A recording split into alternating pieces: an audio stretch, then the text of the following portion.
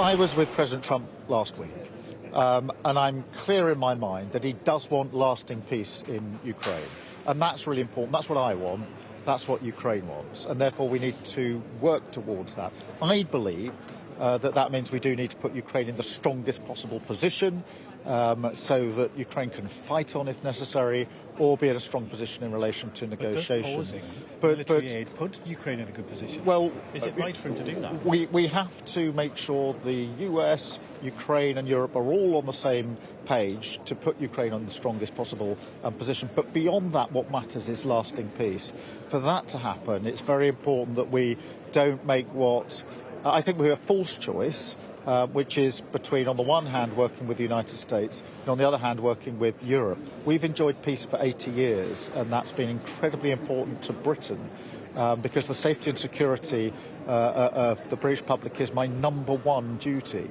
We've done that by working with the US. No two countries work as closely as we do on defence and security and intelligence, but also by working with our European partners. And that's why I'm resisting those who are saying, look, I know Churchill didn't make the choice, Attlee didn't make the choice, but they're now urging me to make the choice between the US and Europe. Wrong choice, in my view. We've preserved the peace for 80 years by working with both the US and Europe, and now is not the time to break that. And I appreciate, Prime Minister, that this is extremely complex. We've seen how complex it is over the last week or so, but presumably you would have preferred Donald Trump not to have pause in military aid to Ukraine, because it's a lot easier if he was on side. Well, look, my strong view is that we need to put Ukraine in the strongest possible position. I've been arguing that for many, many months before the change in transition in the US of the administration. So that's my strong view. But what I think is really important now is that we continue our work, I continue my work, to get the US, Ukraine and European allies onto the same page, so that we can all focus on what matters most, which is lasting peace in Ukraine. That will only happen if, one, there is a deal, and two, that deal is defended, because Putin has a track record of breaching deals, which is why we need a guarantee in behind the deal. That guarantee needs a European element,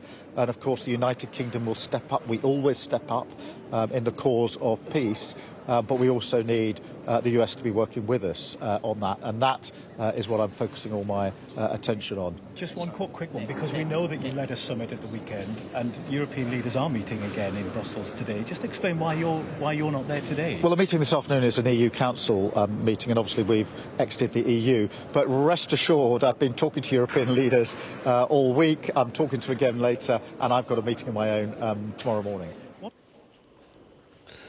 Repeated assurances there from the Prime Minister that Ukraine needs to be put in the strongest possible position, a line that was repeated in that interview with Nick Martin.